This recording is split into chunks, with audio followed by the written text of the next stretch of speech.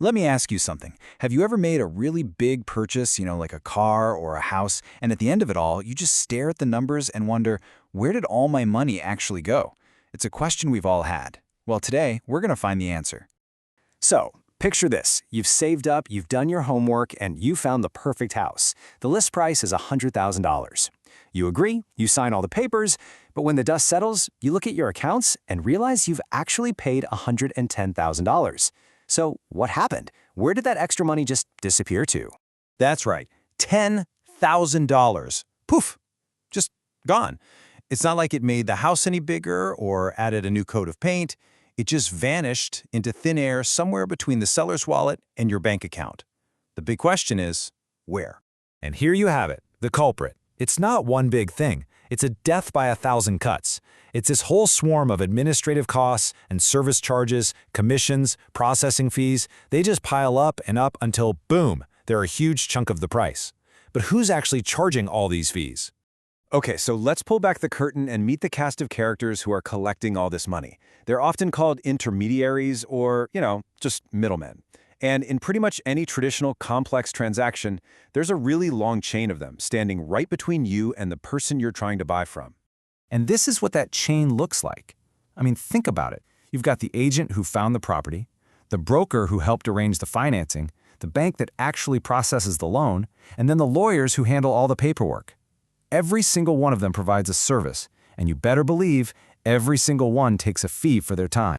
This just says it all, doesn't it? Imagine the total cost of the deal is a pie. Well, before the seller gets their slice, and before you actually get what you paid for, every single person in that chain we just saw takes a piece for themselves. And the more people in that chain, well, the smaller the slices are for the rest of us. So how in the world do we fix this? Is there a way to make that pie bigger for the buyer and the seller? The answer, funny enough, lies in a super simple idea that I like to call the farm stand principle. It shows us a much more direct way of doing things. Just look at this comparison. It's so clear. When you go buy an apple at a big supermarket, you're not just paying for the apple, right? You're paying for the trucking, the fancy packaging, the marketing, the rent on that massive building. But when you buy an apple at a farm stand, it's just you and the farmer. The deal is direct. The principle is just so simple, but it's incredibly powerful. When you cut out all those steps in the middle, you slash the final cost, you get a better product, the farmer actually keeps more of the profit. It's a win-win. And this idea actually has a name. The official, kind of fancy term for this is disintermediation. It just means the process of removing middlemen from a transaction. Now, for years, this was pretty easy to do for simple things, but it felt almost impossible for huge, complex assets like real estate. But now, that's all starting to change, all because of technology. And that brings us to the tech that's making this whole thing possible for the big-ticket items. You can really think of tokenization as our digital farm stand. It takes that simple, direct principle and applies it to things that are normally just tangled up in a web of fees and middlemen. So how does it even work? Well, in a nutshell, tokenization takes the ownership rights of an asset, like our house, and converts them into a unique, secure digital token. Think of it like a digital deed that can't be faked or copied. This token represents the real thing, and it can be sent directly from the seller to the buyer. And here's the beautiful result. Remember that crazy, complicated chain from before with the 4 different middlemen? It's just gone. Now it's simply the seller and you. All those extra steps and all of their fees have been completely removed. It's incredibly clean and efficient.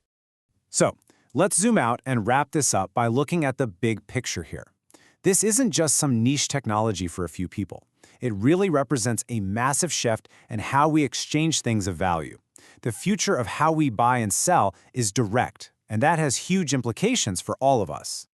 Okay, so here's what you really need to take away from all this. Number 1, tokenization lets us cut out that long, expensive chain of middlemen. Number 2, this directly means you pay way lower transaction fees. That $10,000 we talked about, it stays in your pocket.